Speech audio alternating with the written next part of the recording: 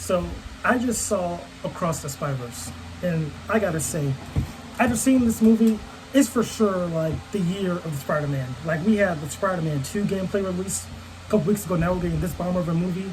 It's just back-to-back dubs for Spider-Man fans, in my opinion. It's just all around a great time. So let me talk about this movie, man, because I saw this John Saturday, and I'm still getting about it today. I had to take some time to process, because like when I first saw it, I'm not gonna lie to you, I gave like 8.9. I was thinking there being like, a hater, because like I said, this movie can't be good, a 9 out of 10, But then I took a nap.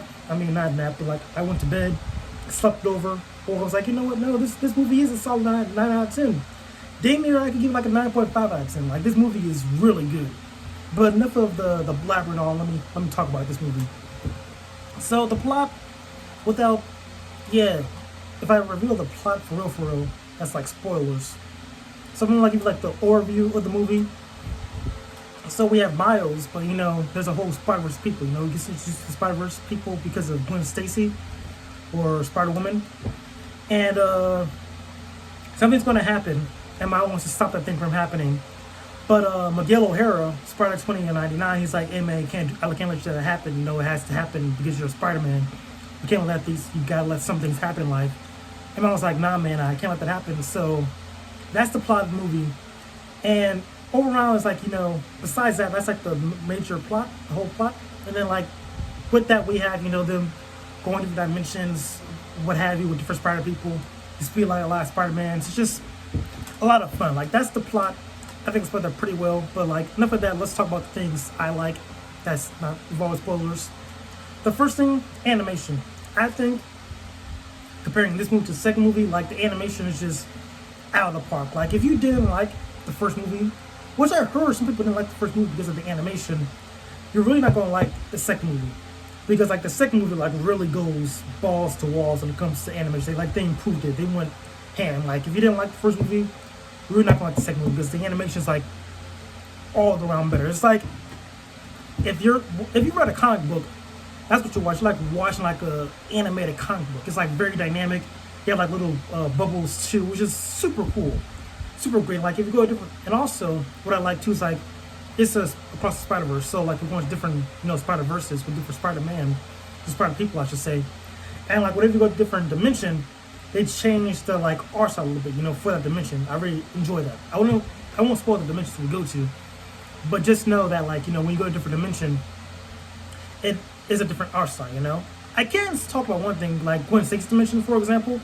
Like her dimension was kind of special because the color palette would change with the mood. So like if someone was sad, you get like a different color hue. If someone's angry, upset, like the emotions and the colors change in her dimension.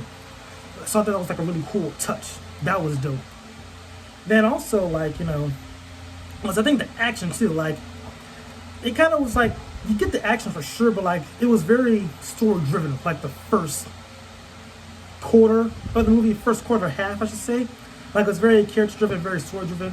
Because like for the first part, we're getting like more Gwen Stacy. We get like her backstory, her being a Spider-Woman. Why her dad is chasing her in the Spider-Verse, stuff like that. Not the Spider-Verse, but in her dimension. So her dad is a police officer. Obviously, like if you read the comics, her dad's a police officer. And in her dimension, her dad's chasing Spider-Woman. So we get her story. Then we get into, what's his face? Miles being Spider-Man for a year now. Trying to balance that and family life. Want to tell his parents about it or whatnot, but can't. Because he's Spider-Man. It's very interesting, like we get like, it's very character-driven for the first part. I like that. And also, I think we should talk about the characters we see, because I'm going to talk about stuff in the trailer, so I don't give out spoilers. So the characters we see in the trailers, we have Gwen, who I talked about, Miles, the Spot, and Miguel O'Hara, or Spider-Man 29. Now, Miguel O'Hara was a very interesting character. Like, he's just doing his job. I appreciate that. You understand why he's doing what he's doing to Miles. It makes sense. But, obviously you want the main character to win. But, we understand why Miguel is doing what he's doing. And then the Spot, I gotta say, that was a sleeper choice for a villain. He's like, if you watch TV shows, what's his face?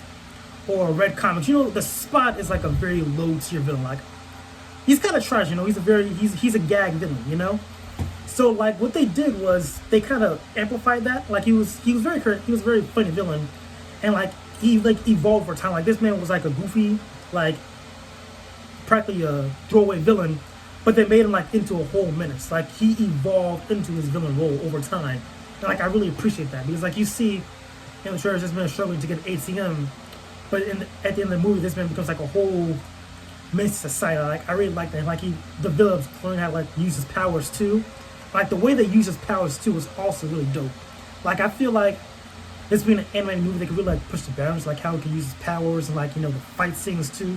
Like it's really cool. Like they made the Spot a dope character. Like I was surprised. Like I was super surprised. Like you would think you would think it wouldn't work. I thought it was gonna be like something a throwaway. It was gonna be like something more menacing. But like no, they used the Spot and like they made him like actually a top tier villain. They made that like almost Miles villain. And like I appreciate that. What else can I talk about, man? Because like this movie all around is fantastic. I can talk about the ending. No spoilers though. I feel like the ending people won't like because like you're getting all this build up, like you're building up to like this climax or whatever, but then it just stops. I wouldn't say stops, but leaves you on a cliffhanger. And like with any other movie, it wouldn't work so much, or sometimes it does work. Like Infinity War, I think that's a good example. So Infinity War is on a cliffhanger, but like they finished all the build up. Like the build up was like, can they beat Thanos? They don't. Cliffhanger is he wins. That's the end of the movie. But with this, what they do is you have the build up. They're setting things up for a sequel, but then they just stop with the cliffhanger too. So you don't finish the build up and then get the cliffhanger too. Now I feel like with most movies that wouldn't work, but with this it makes sense because like I said earlier, it's like watching a comic book. So if you think of it like from that perspective, like how you're reading a comic book that just ends on a cliffhanger like abruptly, that makes sense. Now you gotta wait for the next issue to finish the conclusion of the story. So this really does feel like you're reading a comic book or watching a comic book. Even with the first movie too, like it ended, but like that was more like a conclusion. So like it felt like that was the end of that volume. Now we're getting this new issue, but this new issue has like a solid cliffhanger. Now you gotta wait for the third issue. So I like that. Other things too, the Easter eggs, fantastic. Like this was made for Spider-Man fans, like action Spider-Man fans. You know what I mean? Because I feel like kids, if you're like a 5-year-old kid, I'll say 10 years old, some of the references you won't get. You know what I mean? I won't spoil them obviously. Like if you've been watching Spider-Man since 2000, you'll get like dang near most of these references too. Like it's a really good time. It's a real win for a Spider-Man fan. Then even too, the setup. Like I'm gonna also talk about stuff too. Like the Spot as a villain. I'm not gonna reveal too much, but like him as a villain makes sense. It like translates over if you watch the first movie too. Even with Miles and getting his Spider-Man powers too. Like everything is connected. And like if you watch the first movie again after seeing this movie, it's gonna be like, oh wait, I know these little tidbits now that makes sense. It's just, man, it was a good film. Like this was a solid. I'm not gonna say 10. I want to say 10, but don't want to. 9.5 out of 10. This was a really good movie. Dang near perfect. I highly recommend. You gotta see it. You gotta see it now. Like it's been out for like what? 4 days now? In about 4 days? Please see that movie before you get spoilers. Because you don't want spoilers. Because like the cliffhanger, that cliffhanger is gas, man. Like I can't wait for this movie to come out.